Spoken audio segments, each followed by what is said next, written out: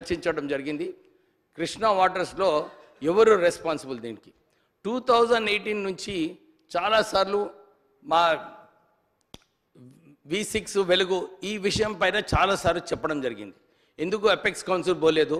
అప్పుడు ముఖ్యమంత్రి ఆనాటి ముఖ్యమంత్రి కేసీఆర్ గారు, జగన్ గారు వాళ్ళిద్దరు కూడా చాలా సన్నిహితులుగా ఉండి వాళ్ళు చర్చ చేసుకొని ఒక మ్యాచ్ ఫిక్సింగ్ అయినట్టు కనపడింది అధ్యక్ష. ఎందుకంటే చాలామంది స్పీకర్స్ ఇంతకుముందు కూడా చెప్పారు, పోతిరెడ్డి పాడపైన ఏదైతే 11,000 క్యూసెక్స్ హెడ్ రెగ్యులేటర్ ఉందో దాన్ని 44,000 క్యూసెక్స్ చేసి మళ్ళీ దాని తర్వాత 80,000 క్యూసెక్స్ చేయడము, మళ్ళీ సంగమేశ్వర్ ప్రాజెక్ట్స్ ఇవన్నీ కూడా ఇల్లీగల్ ప్రాజెక్ట్స్ అధ్యక్ష కృష్ణా వాటర్ మీద. అప్పుడు ఆనాటి ప్రభుత్వం ఎందుకు దానికి వ్యతిరేకంగా మాట్లాడలేదు? అప్పుడు ఎపెక్స్ కౌన్సిల్ పోకుండా ఆ కాంట్రాక్ట్ మళ్ళీ మెగా ఇంజనీరింగ్కి ఇవ్వడము, తెలంగాణ ప్రాంతంలో అక్కడ జట్టి పెట్టి ఇక్కడి నుంచి ఇసుక కంకర్ అన్నీ కూడా ఆంధ్రాకి దోసుకు వెళ్ళడం జరిగింది.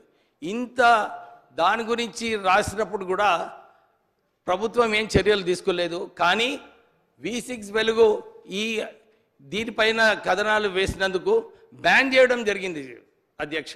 సుమారు 150 కోట్ల అడ్వర్టైజ్మెంట్స్ కూడా ఇవ్వలేదు. కానీ వాళ్ళు బ్యాన్ చేయడం వలన రేటింగ్స్ పెరిగినాయి ఆ సంస్థకు. అంటే వాళ్ళు ఏదైతే ఆలోచనతోని కృష్ణా వాటర్స్ మీద జగన్కి ఎట్లా ప్రోత్సహించడం జరిగింది, తెలంగాణ ప్రజలకు ఎంత నష్టమైంది. మొన్న కూడా గౌరవ ముఖ్యమంత్రి గారు మాట్లాడేటప్పుడు ఇదే చెప్పారు, కృష్ణా వాటర్స్ మీద ఏదైతే ఎవరైతే రెస్పాన్సిబిలిటీ తీసుకోవాలో అది కేవలం కేసీఆర్ గారు తీసుకోవాలి. ఎందుకంటే ఈ ప్రాజెక్ట్స్ కూడా హ్యాండ్ ఓవర్ చేయడంలో మనం వైట్ పేపర్లో చూస్తే అక్కడ స్పష్టంగా కనబడుతుంది. మురళీధర్ రావు గారు, ఇంకా అప్పుడు చీఫ్ సెక్రటరీ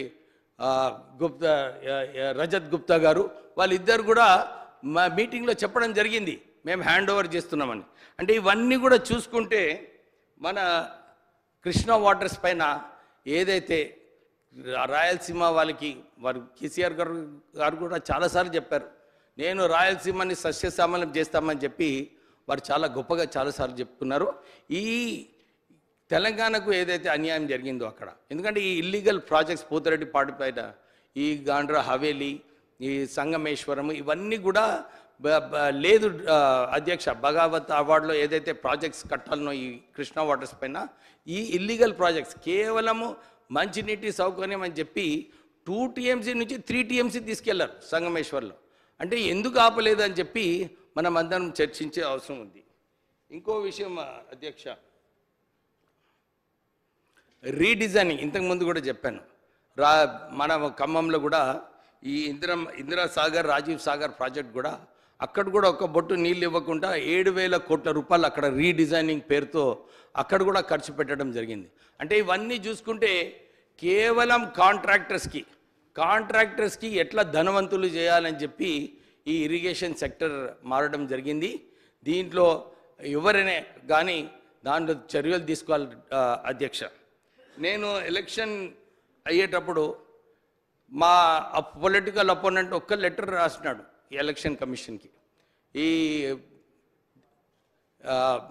8.5 crores రూపీస్ ఏదో ట్రాన్స్ఫర్ అవుతుంది ఎలక్షన్ కోసం అని చెప్తే ఈడీ రేడ్ చేసింది అధ్యక్ష నా పైన.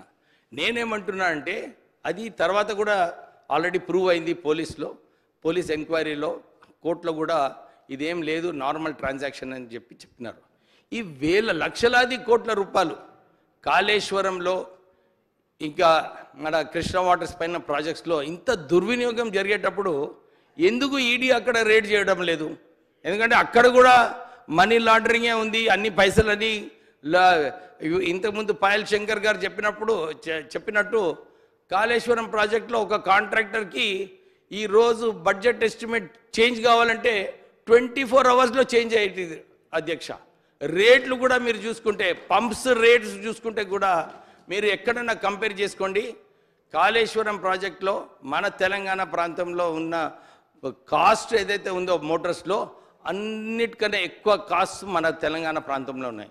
అంటే దీంట్లో కేవలము కాంట్రాక్టర్స్కి ఏదైతే లాభం పొందిందో ఆ లాభం వలన మన రాష్ట్రం నష్టపోయింది అధ్యక్ష. నేను మీ ద్వారా మన ఇరిగేషన్ 1 minute కంప్లీట్ చేస్తాను.